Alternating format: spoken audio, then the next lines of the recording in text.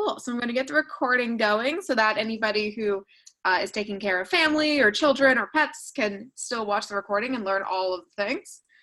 Awesome. So can I have you introduce yourself for me, please? Yeah, absolutely. So my name is Kelsey Lahr, and I am a nonfiction writer and also a professor. I teach public speaking and other communication courses at Los Angeles Pacific University, and I've also taught a variety of writing courses, including composition and journalism. And when I am not being a professor, I work as a park ranger in Yosemite National Park. So a lot of my writing is around experiences in nature and just kind of the realities of living and working in a national park. So my writing has appeared in a range of publications, from like super obscure literary magazines to like not totally obscure literary magazines, and some I guest post occasionally for blogs and websites. And next week I have an article coming out in Slate. So I have kind of a broad range of publication types, and so a lot of experience with submitting nonfiction, and I'm looking forward to sharing that know-how. All right, cool. So excited. Awesome. So you want to just dive right on into the lecture? Yeah, let me get screen sharing going. Cool.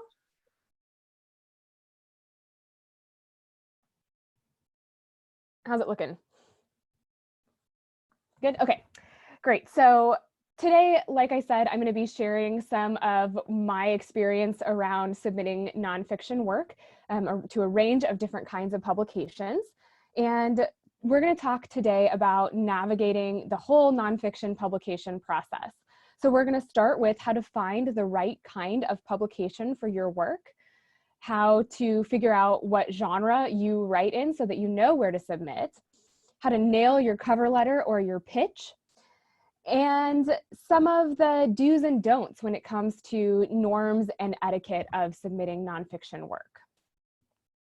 So you have written a piece of nonfiction, you've revised it extensively, and so congratulations, now you're ready to go out with it. And it can be a daunting process to figure out how to even start. So the very first thing you need to do is figure out where to send your work. And that entails finding an outlet. So the very first step in finding an outlet is to figure out what genre of nonfiction you have just written. So within the nonfiction realm, there's kind of two different spheres. So there is the literary sphere, and then there's the journalistic sphere. So literary nonfiction includes basically essays. So whether that's a personal essay, like for example, a chapter from a memoir, or maybe a topical essay, sort of a reflection on a specific topic like the environment, maybe a religious or theological or philosophical kind of reflection, that would be literary nonfiction. And then in the journalistic realm, you're looking at things like reporting, of course, so breaking news, features, which are sort of an in-depth dive into a current topic, or op-ed writing, so opinion writing. But the main difference between journalistic writing and literary nonfiction is the element of timelessness versus timeliness.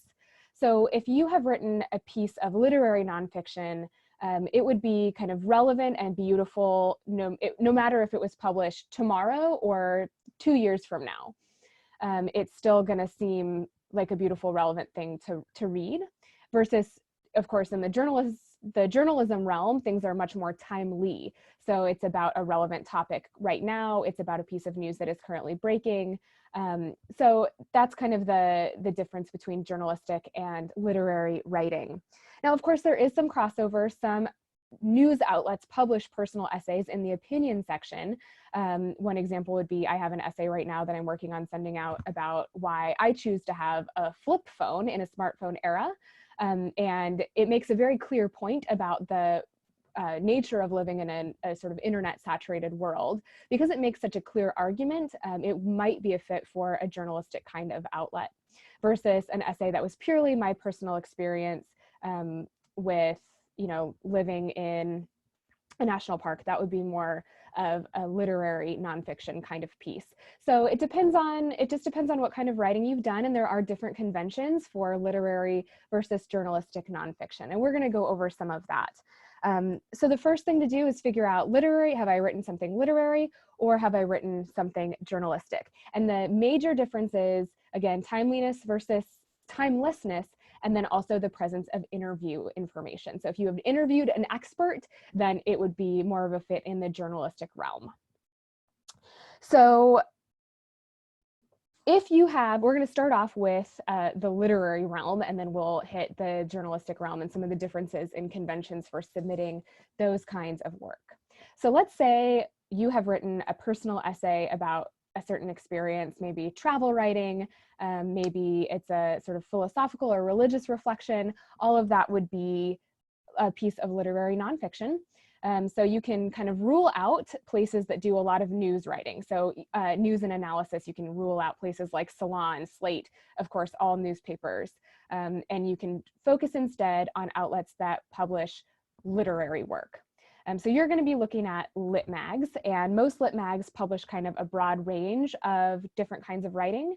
A single lit mag might publish, a variety of essay types, personal essays, religious essays, nature writing, and they will almost always publish fiction and poetry as well as nonfiction.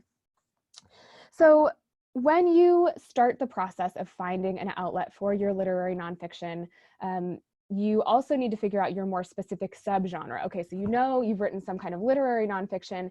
Now you have to figure out, like, okay, is this a personal essay? Is it travel writing? Is it nature writing? What is it primarily about? And like I said, a lot of outlets will publish any kind of literary nonfiction, but some are more specific. So some do just travel writing, like Nowhere magazine. Some are more of like a religious orientation, places like the Christian Century or Ruminate magazine. Some are more nature writing, like Orion and Flyway. So I might write a nature essay that would be appropriate to submit any number of different places, but if I have written a nature writing, or if I've written a personal essay that is not about nature, I'm not going to send it to like Outdoor magazine. So the most important thing is to just kind of know your topic and know if that topic is appropriate for the outlet that you're looking for. So if you have like a list in your head of different lit mags that would be good to submit, then you're good to go. You can just start submitting. But a lot of us don't have just like off the top of our head a whole bunch of places in mind where we know where to submit. And the process of even starting to find a place to submit can be really daunting, especially because if you haven't published before, it might be best to go with someplace that's a little bit smaller, might have higher rates of acceptance, might be not quite as well known, but it's a foot in the door. And then you have some publications under your belt that can go in your writer's bio, and that will make it easier for you to get published the next time. And a lot of those smaller, obscure literary magazines, maybe you don't know about them yet. So how do you find a list of places to start submitting? How do you even start to find that publication that fits? I have sort of three major routes that I take when I'm looking for a place to submit. You can use a sort of subscription-based catalog that will give you a whole bunch of different kinds of publications. You can use the internet, you can use social media, and then you can also use magazines that you do know about to find other magazines that maybe you don't know about yet. So one way that I use to find publications where I can submit is a subscription service called Duotrope. It is a website. It costs $5 a month, but you can also, you get a free week-long trial, so you can give it a shot and see if you like it. You can enter in all kinds of parameters. So I'm looking to publish nonfiction that focuses on this topic and has maybe this kind of like a relatively high rate of acceptance. And then Duotrope will return a whole list of places that I can submit. So that's one way you can do it. You can use an online website or an online catalog like Duotrope. You can also use social media. That can be a really savvy and free way to sort of navigate the lit mag world. If you are not on Twitter, you are probably happier and healthier than those of us who are, but Twitter is a great way to sort of find out about magazines that you didn't know about. So if you do know about one, find them on Twitter. Almost all lit mags have, no matter how obscure, they almost all have a social media presence. So find one that you know and then see who they follow. And they'll follow probably a whole bunch of different writers and other magazines. So you can kind of expand your base of knowledge by just kind of seeing on Twitter who follows whom. And then the other suggestion that I have is to read broadly. So it's really, really important before you submit to any outlet to read the work that outlet publishes. So read several issues so that you know, okay, does my tone fit? Does my topic fit? And not only will you know if your work is a good fit for them, most likely, you will also then kind of see the writers that they have already published. All of those writers are going to be a little doorway into a whole other network of outlets. So if you find a writer that maybe is similar to your style or a writer that you admire, go to the end of their essay, read their bio, and it'll have a list of their other publications. And so you can then surf on over to those other publications and kind of expand your base of knowledge in that way. So it can be definitely like hard to know where to start if you're not like already swimming in the realm of literary magazines. But once you kind of get that list going, then you can cycle through and submit to an ever broadening range of kinds of outlets. But again, the major thing is to read the editions of the magazine before you submit so that you're not wasting anybody's time. So once you figure out like a list of places that you're going to try to submit, and maybe you've used Geotrope, maybe you've navigated through Twitter to figure out who's accepting submissions, then you need to nail your cover letter. So just about every lit mag will have a list of submission requirements. So you've found the name of a lit mag that you think is a good fit. You've read through it, or at least you've read the nonfiction that they've already published. And then you can go over to you're on their website, and then they almost always will have typically it's on the right-hand corner, it'll say submissions. So click the submissions and it'll tell you everything that you need to do in order to submit your work to that lit mag. They don't always accept submissions year round. A lot of lit mags will they have like a window several months a year where they accept nonfiction, several months a year where they accept poetry, etc. So make sure that you're submitting at the right time of year, and then they will tell you exactly what you need to do in order to submit to them. And the vast majority of lit mags use a submission platform called Submittable. So they will link you on their website over to Submittable. It's just a platform where you can enter your name, upload your piece, and then include a cover letter. So it's really important, of course, in addition to reading the several editions of the lit mag before submitting to them, to of course read the submission requirements really carefully, because they will vary a little bit from one magazine to the next.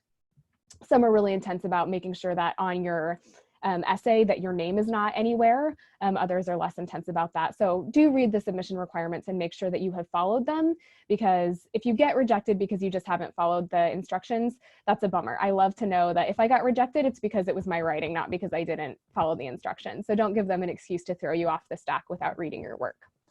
So follow the submission guidelines really carefully, and then no matter what, you should plan to include a cover letter. A cover letter isn't always listed as a requirement for a submission package, but you should think of it as pretty much always required. Especially on Submittable, sometimes it won't be starred as like a required field, it'll be like an optional field, but think of your cover letter as something that you're gonna submit no matter what. Just like it would be very rare to submit a resume if you're applying for a job without also submitting a cover letter. Same thing if you're submitting an essay to a literary magazine, you pretty much have to include a cover letter with it. And so I'm going to tell you a little bit about how to nail your cover letter. It's really short. The good news is that, literary cover letters are typically much shorter and more straightforward than a cover letter for a resume. And then I'll provide you an example of a cover letter as well. So here are the pieces of the cover letter, which remember you should always plan to include whether or not it's listed as optional. The first piece of advice is to make sure that you address the editor by name. So if at all possible, avoid "to whom it may concern" or "dear editor," right? So one way, it's not always possible to find the editor's name, but typically if you go to like the About section on the Lit Mag's website, you will find the masthead. So the masthead is where all the editors are listed. And then typically, if you can find a nonfiction editor rather than like a managing editor or an editor-in-chief, you want to go for the most specific or narrow editor that you can. So I always try to submit, or I try to address my letter to specifically the nonfiction editor. And some names are not clear, they're not gender specific. So if you don't know if you're talking to Mr., Ms., Miss, Mrs., just use the full name, Dear Leslie Smith, rather than trying to figure out if it's a man or a woman or somebody non-binary. So that's the first piece of advice. If at all possible, address the editor by name, and that will really go a long way towards making you not seem like just such a generic applicant, and it'll show that you did your homework. The next step is, so that's the first part, you're greeting to a specific human if possible. And then in your first sentence or paragraph, you want to include the word count, genre, and title of your piece. So word count you always include, and genre would just be like, you know, Dear Leslie Smith, I am submitting a 1,200 word personal essay for your consideration titled blah, blah, blah. So that's just bam, first sentence, super short, super to the point. Next, within that first paragraph, you want to include really briefly, like 1 to 2 sentences describing the piece or kind of hitting on the major themes. And I'll give you an example of this in just a second. So really quick background on the piece. Again, this is not a lengthy thing at all. Like really, it should be 1 sentence. And then after that, you'll want to say, my bio is as follows. Almost all lit mags ask for your bio to be included either in the cover letter or separately. So when you write a bio, you want to put it in third person, even if you are, you know, your letter of course is in first person, but I always say my bio is as follows, and then I switch to third person. So Kelsey Lahr is a writer and professor in California, blah, blah, blah. So in your bio, so I'm going to break this down. So this is, you know, your bio is a subsection within your cover letter. You have 1 sentence of relevant personal background. So Kelsey Lahr is a park ranger in Yosemite National Park, or Kelsey Lahr is a writer and professor residing on the Central Coast of California. Previous publications and awards. So if you have any publications yet, then you list those there. And then if there's a way for people to contact you on a website or social media, or if you want to include an email address, I don't, that's a little too personal for me. So I include my website. So those are the major points of a cover letter. And just to like really hit home, nail this in, a cover letter for a piece of literary nonfiction is super short. You don't have to have a like clever opening line. You don't have to really like showcase your style and be super flowery. That's actually not the role of a cover letter if you're looking at literary nonfiction submissions. So I'm going to share with you an example of a cover letter that I included with a piece of mine that was published by The Crescent last summer. So this slide is going to have a lot of text on it, which I know is not ideal, but if you want to like screenshot it or whatever, that's fine, so that you can kind of just get an example and have a template. So Dear Ms. Gary, I did know that it was a woman, found out her name, so got the editor's name. I am submitting a 2,782 word personal essay, stars for your consideration. So bam, first sentence, we've got word count, genre, and title. In it, I explore the effects of a changing environment in light of human-caused destruction, examining the theological implications of environmental loss. Bam, 1 sentence. It's a little bit of a dense sentence for sure, but it includes the major themes. That's it. That's all the background she needs, because then hopefully she's going to open up the essay and read the rest. My bio is as follows. Kelsey Lahr has worked summers as a park ranger in Yosemite National Park since 2008. Okay, 1 sentence background, personal background. Her literary nonfiction has appeared in, you know, blah, blah, blah, all of, or not all, but a handful of the publications that I have under my belt. And then some of my little brags, her essay, Cranes, was the first runner-up, blah, blah, blah. So if you ever won an award, or you've even been nominated for an award, even if you haven't won it, nominations are also something to be proud of. So you want to include that in your bio for sure. And then for more, please visit kelseylahr.com. So just quick little, like if they want to contact me through my website, if they want links to my other publications, it's all right there. So that's a bio, just really short, pretty dry, but that's okay. That's how bios are supposed to be. And then a quick thank you and sign off. Thanks for your time and consideration. So that's it. That's a cover letter for a literary nonfiction submission. Again, feel free to screenshot this and use it as a template if you want to, or you can reach out to me at the end and I can send you a copy of my slides, no problem at all. So that is basically how everything you need to know about literary nonfiction submissions. We've talked about how to find a lit mag, how to nail your cover letter, and what goes in a bio. So just to recap kind of the major points there, read really broadly, but read carefully so that you're finding mags that are a good fit for your style and genre so that you're submitting appropriately. You can use social media or a paid subscription like Duotrope, and then other author bios to find a list, to start generating your own list of places to submit. And of course, you're reading the submission guidelines carefully, and then you're nailing your cover letter. So again, that is if you are doing literary nonfiction, so personal essays or topical essays that are relatively timeless.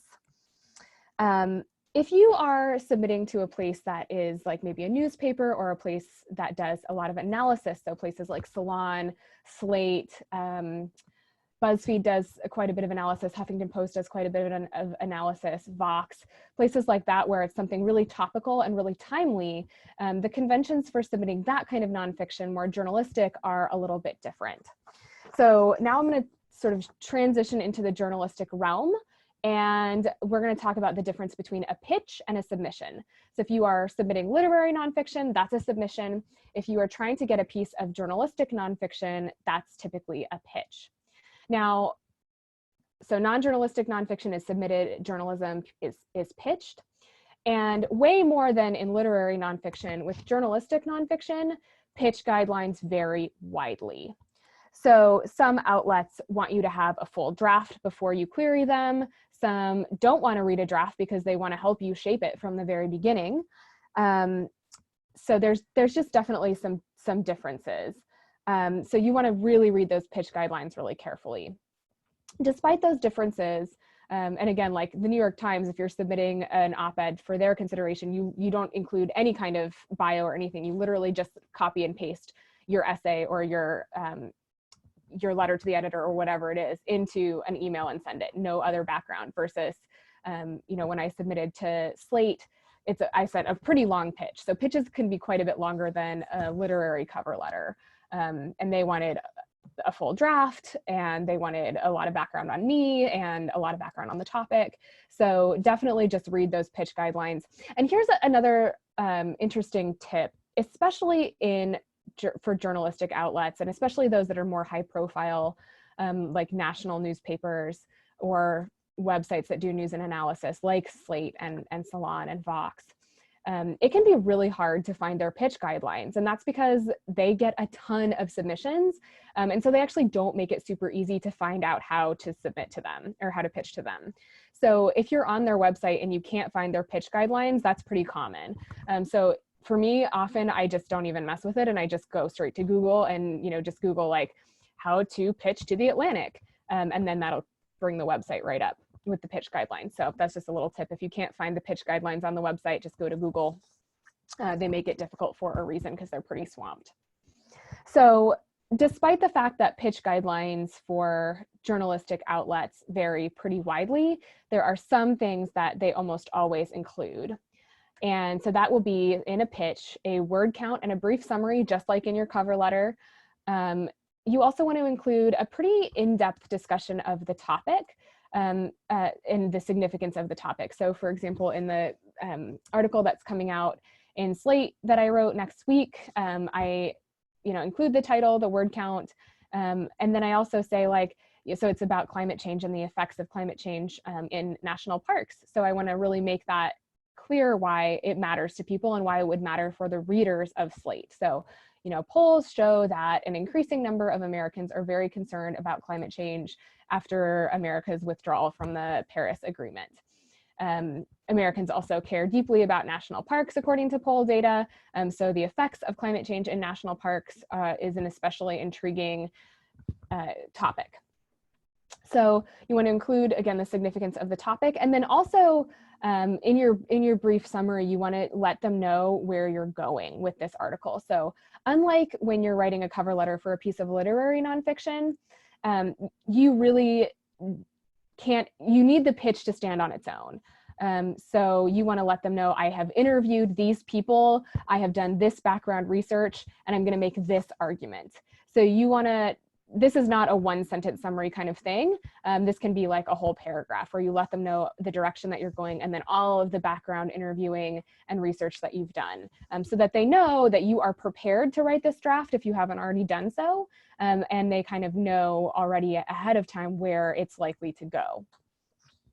And then why the piece is a good fit for that particular outlet.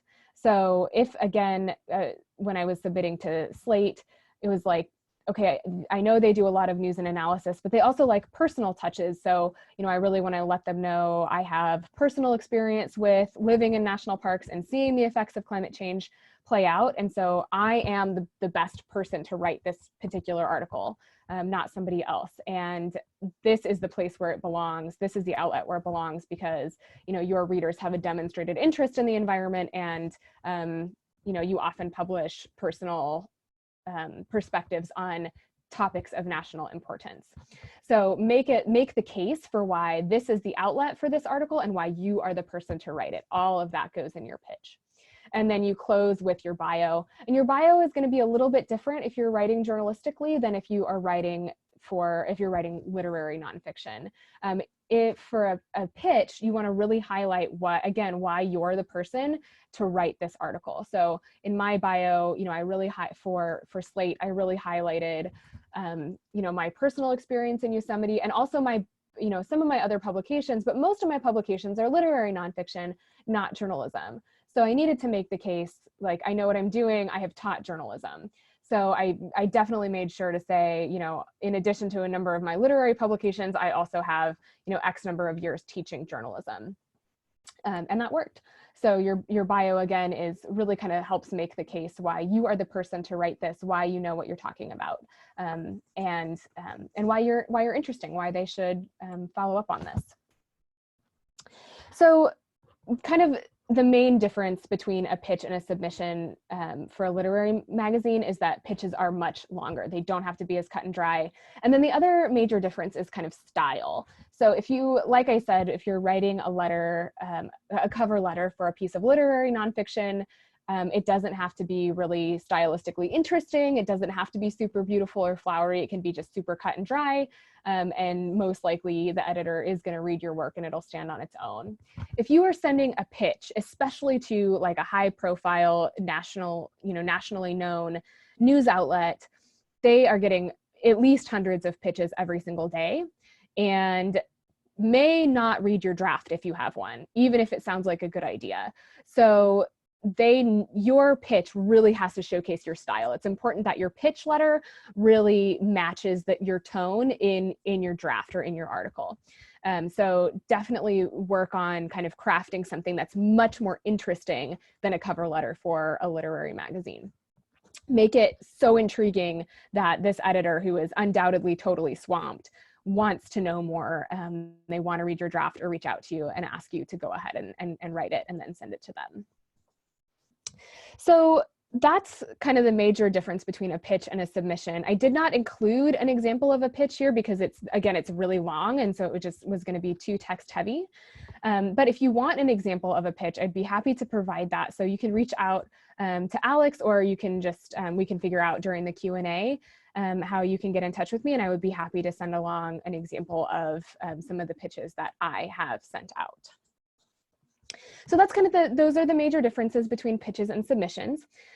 So know, once again, what kind of writing you have done will indicate whether you are going to send a pitch letter, which is pretty long and stylistically interesting, or a cover letter to a literary submission.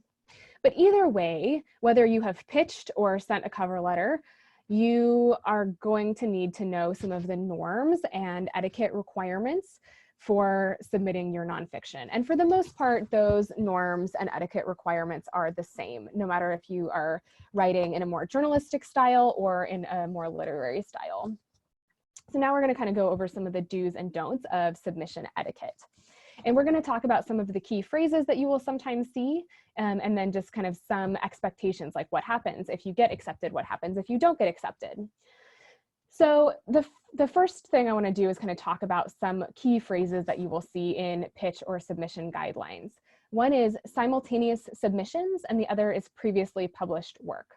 So as a blanket statement, you are probably never going to be submitting previously published work.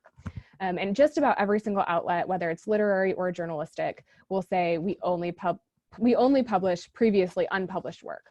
So that means that if you have sent out an essay and it's been published somewhere else, or if it has been published on your personal blog, doesn't matter, that is all considered previously published work. So if this piece of writing has been available publicly on the internet, that counts as previously published work.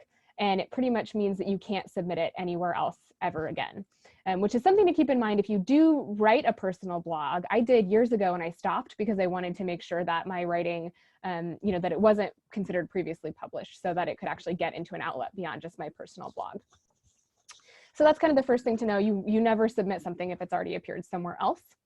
And then the other major phrase that you will see a lot in pitch and submission guidelines is simultaneous submissions. So a simultaneous submission is, if you have sent out this exact piece of writing to multiple outlets at the same time. And the norms vary on simultaneous submissions. So if you are submitting a piece of literary nonfiction to a lit mag, their submission guidelines will almost always say, we accept simultaneous submissions or we do not accept simultaneous submissions. So if they do accept simultaneous submissions, that means, you can send this essay out to multiple lit mags at the same time, no problem. And if you get accepted at one, then as soon as you get that acceptance, like that same day, that same hour, if possible, you want to contact all the other lit mags or outlets where you submitted that same essay and withdraw it. So you can either, there's on Submittable, there's a way that you can withdraw a piece from consideration, or you can send a note or send an email to the editor and just say, this piece was accepted elsewhere, and so I no longer wish to be considered. Thank you so much for your time. It can literally be 2 sentences long. But it's super important that if you are doing simultaneous submissions and your essay gets in somewhere, that you immediately notify the other places where you submitted, because most of those editors that are reviewing your work, they are very busy, and almost all of them are doing this work out of the goodness of their heart. Very few lit mag editors are actually paid. So it's really important to just save them as much time as possible and be thoughtful. So a lot of mags will also say, we do not accept simultaneous submissions. So that means that you can only exclusively submit that particular essay to that particular magazine. And, like I said earlier, turnaround times for lit mags can be really long, like 6 months to a year sometimes. So you really want to think about, okay, this place does not accept simultaneous submissions. They say that it's going to take 6 months to a year for me to hear back from them. Do I really want to sit and wait and not send this piece out to other outlets for that amount of time because this one outlet doesn't accept simultaneous submissions? So that's something for you to weigh. And a little piece of advice that I give for simultaneous submissions is, if you've submitted to multiple lit mags that all are fine with simultaneous submissions, and you've got you've got your dream publication, you really hope that this piece gets in there, and then you've got several backups, and you hear from the backup publication first. You haven't yet heard from your first choice. My advice is always to go with the acceptance that you have. Go with the bird in the hand. Don't wait to hear back from the dream publication. Just take the first acceptance you get, to be honest, because rejections are real. They happen all the time. Like I said, I get probably 5 to 10 rejections for every acceptance easily. And so just take the acceptance that you get and then notify all the other places that you've already been accepted somewhere else. And then try your dream publication again with some other piece. But definitely my advice is always to go with the bird in hand. So that's simultaneous submissions with literary magazines. Some, like I said, some are okay with simultaneous submissions and some are not. You just need to read their guidelines. With with journalistic outlets, simultaneous submissions are generally not acceptable. And that's because the timeline for lit mags is really, really slow. And journalism, of course, moves really much faster. So typically, if you have submitted a piece of journalistic writing or an op-ed piece to an outlet, you will know in a matter of days to weeks, not months. So you will also be much less likely to get a response from a journalistic outlet. They will typically say in their pitch guidelines, if you haven't heard from us in 3 days, or if you haven't heard from us in 2 weeks, you can assume that we have passed and you can feel free to send this elsewhere. But because news outlets move so fast, generally it's like considered poor form to submit the same article to multiple news outlets at the same time, just because you're likely to hear back within a matter of a few days from one another. If you get multiple acceptances, it's really awkward to go to a newspaper, for example, and say like, oh, actually a different newspaper accepted this. That's okay with lit mags. It is not okay with journalistic outlets. So don't do simultaneous submitting if you write more journalistic kinds of pieces. And you don't have to be that patient. You're going to know pretty soon. So it's not really a huge time investment. So there's really no reason to do simultaneous submissions. Just wait 3 days. If you don't hear back yet from the New York Times, then go ahead and submit somewhere else.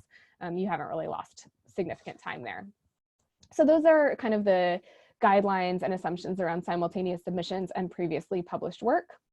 The next kind of major etiquette guideline for submitting is don't be a pest.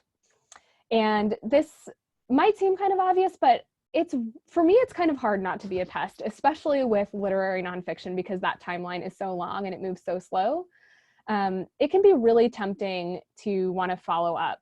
Even if, it might have been weeks, it might have been months since you submitted this essay and you still haven't heard anything. If you go to Submittable, you can look at all of your submissions and it'll tell you if it's been received, if it's in progress, so like they're in the process of reviewing it, if it's been withdrawn, rejected, or accepted. And it is like so painful and so hard for me to be patient when it says like I can go to Submittable and it's been in progress for like 3 months. And I desperately, it's like, okay, I know that you've opened this, like I know that you're reading it, or probably, I guess maybe not, but I want to know. And so it can be really hard not to reach out and follow up, but don't. It is almost never a good idea to follow up on an essay if you haven't heard back. But again, the norms will be written in their submission or pitch guidelines. So most literary magazines will say, if you haven't heard from us in 3 months, or if you haven't heard from us in 6 months, feel free to follow up. So a follow-up email, again, can be like 1 sentence long, like, dear so-and-so, I'm just following up on my essay titled blah, blah, blah, which I submitted on this date. Thanks for your time. And that kind of might just remind them like, oh, did this fall through the cracks? What happened with this piece? But definitely never, ever, ever send a follow-up if it hasn't been the amount of time listed on their submission guidelines. So if they say like, we usually respond within 3 months, definitely don't send a follow-up if it's been less than 3 months. If they don't tell you an amount of time, like we typically respond within X number of months, you should wait a full 6 months if you want to follow up. Definitely, this is just such a slow process. Again, mostly unpaid editors. It is not going to be to your benefit to follow up prematurely. That really will never help your stuff get published any faster. It'll just annoy the poor overworked editors. So wait until the deadline has passed that they set. And if they don't tell you how long it's going to be, go ahead and wait a full 6 months.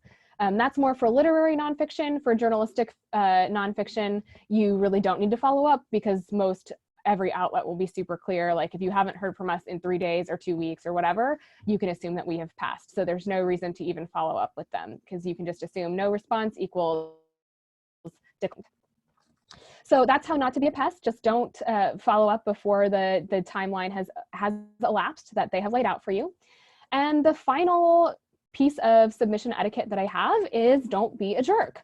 So in addition to not being a pest and following up prematurely, it's really important to know how to respond when and if you get an acceptance or a rejection. And it can all really be summed up as like, be nice to the editors. So basically you will either get no response, you will get a rejection, or you will get an acceptance, right? Those are the only options for a response. If you get no response from a journalistic outlet, no need to follow up. If you get no response and it's been 6 months from a literary outlet, you can nicely, politely follow up, not being rude about it.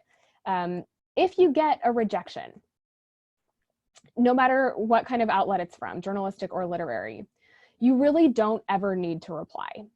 Often, if you get a rejection, it's a form letter, it's not personal, it will not offer you any explanation for why they have passed on your work. And it sucks. You just kind of have no idea. You wouldn't have submitted to them if you didn't think it was a good piece. So it's a real bummer not to find out like what exactly it was that they didn't like. But they're not going to give you personal feedback if you reply to them. It's just not a thing that they really have capacity for. So there's really no need to respond to a rejection ever. I actually have a friend who's an editor at a small, pretty obscure literary magazine, and she gets replies to rejections all the time, and they're just so mean. She gets tons of harassment when people are like, I demand an explanation for why you didn't accept my work, or this is outrageous, a huge loss for you, and I can't believe you didn't accept my work. And obviously rejection stings. Like, nobody's excited to get a rejection letter, but there is no reason to ever hit that reply button. So just don't do it, no matter how frustrated you are. Simply take the rejection and just let it roll off and submit somewhere else instead. That's just kind of the major rule with not being a jerk, is don't hit reply on a rejection. And also, of course, don't be a jerk or a pest if you get an acceptance. If you get an acceptance, it's important to kind of know the process for what is likely to happen. Of course, it will vary from one outlet to the next. But if you do get an acceptance, it'll likely say, we loved this piece, we would be excited to publish it in our summer edition, which is coming out in July, for example. And the key with not being a jerk with an acceptance is to kind of be really thoughtful about the editing process or the revision process. So sometimes an outlet will just take your work and publish it exactly like you submitted it. And sometimes they will want you to make some changes, and you will do a few rounds back and forth with an editor, and they will send you your essay back with a bunch of comments and revisions that they want you to accept and take a look at, and then sign off on. And so the norm around revising, if you get a bunch of suggestions from an editor, it's typically best to accept those suggestions and changes that the editor has made. They know their publication better than anybody. And so if they think a change needs to be made, even if you're not really wild about it, unless it like radically alters the meaning of your essay, the best bet is to just go ahead and accept the changes. For example, I had an essay accepted at a literary magazine, and the editor made some really, really beautiful changes that I really liked. So I accepted all those changes. She also wanted to change the title. I did not like her new title, but I just went with it. It was like, well, that was a paid publication. So it was like, they're paying me. They want it to be this title. It's not my favorite. Oh, well, not going to lose sleep over it. So I just went with it. So even if you're not wild about it, again, if it doesn't radically change the meaning, just kind of go with it. That's the best etiquette. If there has been a major alteration to your work and you feel like it kind of challenges the integrity of your essay, then it's okay to kind of push back on that. I had a piece come out on a pretty high traffic blog, and it was a piece of flash nonfiction, and the editor had changed the very last line, the closing line, which I thought really, really changed the meaning of the entire essay. So I reached out to the editor and said like, hey, like, you didn't let me know that you were going to change this. I'm not really okay with it because I think it really changes the meaning. Would you mind changing it back? And she did.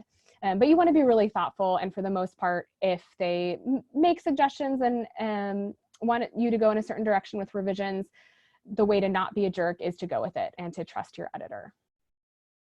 So that is what I have. Just to recap, we've looked at the do's and don'ts for submission etiquette. We have looked at how to nail a pitch versus a cover letter. And we've talked about how to start the process of finding places to begin submitting. So now I'll turn it back to Alex, who will get some Q&A going. Awesome. All right. Well, I, for one, have learned so much. Cool. Okay. So, writers, if you have not been typing some questions, now is the time to type some questions. But folks who couldn't attend because of family obligations had emailed me some questions, so we're going to ask those. Great. Cool. So a question that I think is super interesting Do you have to have advanced qualifications to be considered for publication? I suppose we'll say either or, like work experience, advanced degrees, something to recommend you above the average Joe. Yeah, that's a great question. And the answer is it depends. So obviously, if you are submitting your work for the first time, you don't have any publications already. And that is okay. We all have to start somewhere. So my advice for sure is like, if you don't have a list of publications in your bio, focus on something else interesting about you, like definitely highlight, your work or life experience that makes you an interesting writer. And also, start with, there is no shame in starting with a small, obscure lit mag, no shame at all. So get a few of those smaller publications. Then you have some titles to include in your bio. And then, your bio will like kind of be a little bit beefier as you move up to more, sort of more well-known or bigger outlets. So that's the case more for literary nonfiction. Journalistic nonfiction, it's really hard to get started because for the most part, news outlets have staff writers already. So if you're pitching them as a freelancer, that's a tough row to hoe for sure.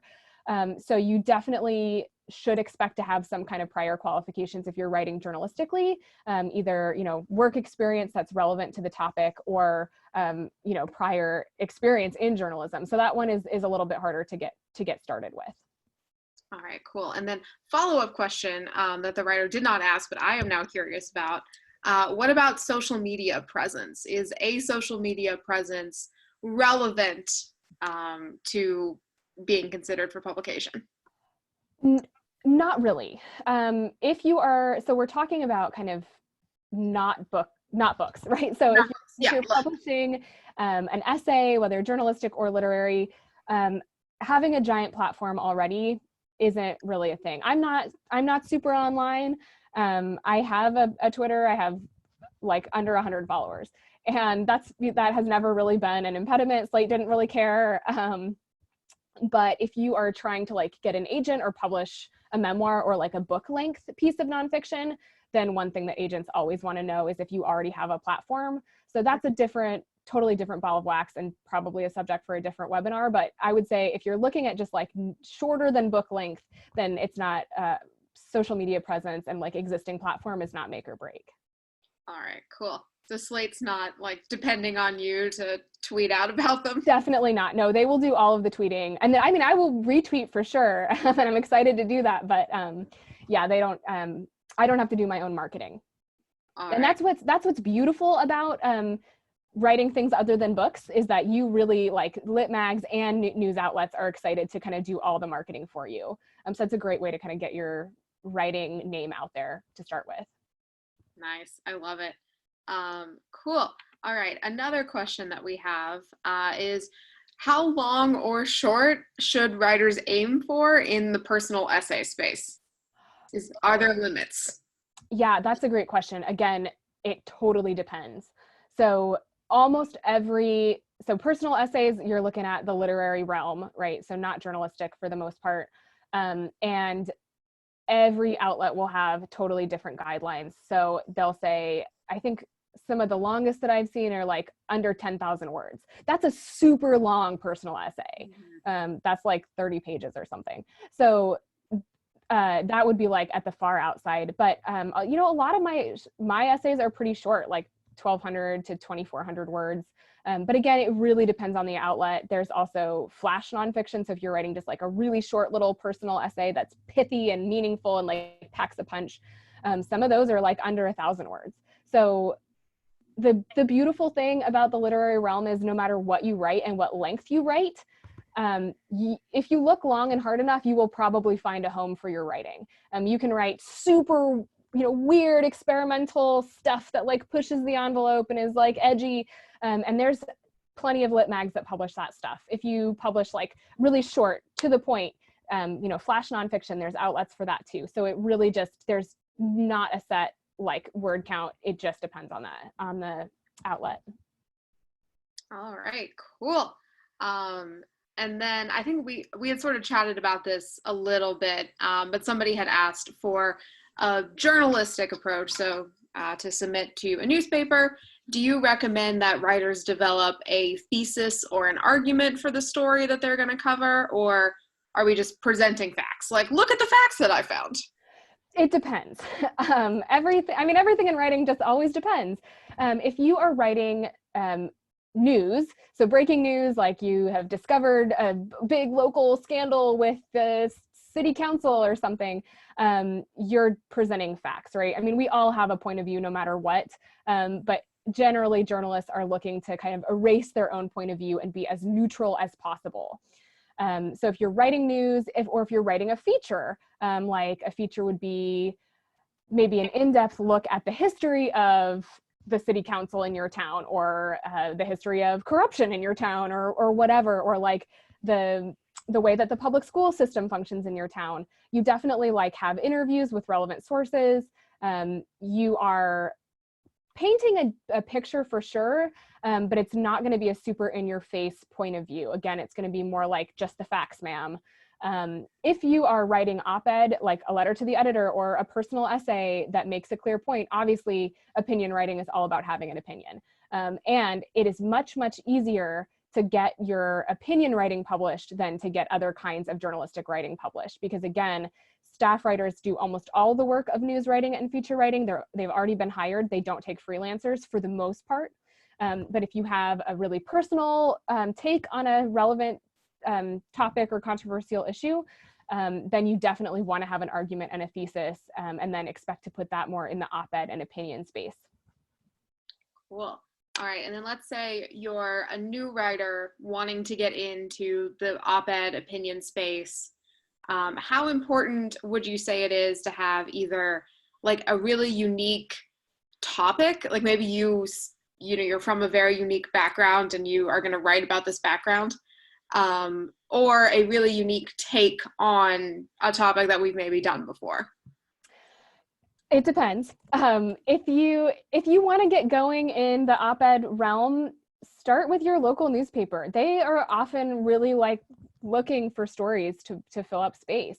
And so, I live in a mid-sized town, 100,000 people. We have a daily newspaper, and they take all kinds of stuff for op-ed. Some of it's really high quality, some of it's really not. But then at least you can say like, oh, well, I've appeared in these newspapers. And then, so if you have like a really unique perspective, and if you have maybe like not such a unique perspective and you just want to get started, focus on the local. If you want to, put out an op-ed that is going to be in the New York Times or the Washington Post, good luck with that. But Maybe you have to be like, if you're looking at a nationally recognized newspaper, they get literally thousands and thousands of pitches every single day. So you have to be really, really unique and different from the pack. So, and you have to be, for the most part, commenting on something topical, not just like, not just an essay that makes a clear point, but like an essay that makes a clear point about something that's in the headlines. Mm-hmm. Yeah, and maybe, work your way up to the New York Times. Oh yeah, definitely start local and then get bigger and bigger from there. Oh man. All right, cool. So we had chatted about the following up and can you do it and when can you do it and how to do it and not be, hey, please, did you read my thing? Did you love my thing? Cool. So if you have been rejected, sad face, we're a little grumpy about that for a while, but should you give like a grace period before you submit a different piece of material to that publication? Does it matter? Would they even remember that they had rejected you for some reason? That's a great question. There isn't really, if you have been rejected, you can pretty much go ahead and submit a new piece to them pretty much immediately. There are some lit mags that I am just dying to be published in, and I have submitted and been rejected so many times. And I just like, okay, well, I've got another one for you. Maybe this one's gonna fit. So I just keep it rolling. And that's if you've been rejected. Like they probably won't remember you, and yeah, they get, especially places that like have rejected you many, many times. They're probably a little bit bigger, maybe have a lower acceptance rate. So they're probably not going to remember, and you can just go ahead and submit something new. And they almost always will say in their form rejection letters, we really appreciate that you submitted your work to us, and we really hope that you will submit to us again in the future. I think universally that's always in there, and I assume they mean it. So you can go ahead and keep submitting. That's, again, if you've been rejected the first time. There is some etiquette around if you've been accepted and how long you should wait before you submit another piece to them. And that's because, you know, a spot in a lit mag is a limited resource, and lots of other writers want and need the exposure as well. So if you have had a piece run in a lit mag, the courteous thing to do is to wait 6 months to a year before submitting again. And usually they will have that in their submission guidelines as well. That, you know, if we've already published something, please wait a year before submitting again. If they don't have that, it's just the nice, right thing to do so that you're not kind of taking up all the pages. Yeah, and just so it's not like, and Kelsey's back for another issue. And right. Yeah, there's other writers out there who have good things to say. They need the page space too. Mm-hmm. All right, cool. Oh gosh, I had another question that had like come to me as we were chatting about this. Oh, now I've got it. Okay, it's back. So are you allowed, or is it acceptable to submit multiple pieces to the same publication at the same time? No. Got it. Yeah, almost never. They, again, like most editors in every realm are like pretty overwhelmed. And also, you know, you should assume, like, you probably won't be accepted, but what if you were? And if they liked both of your pieces, you know, they're not going to publish two pieces by the same person in the same edition. So you definitely need to wait and submit different essays at different times.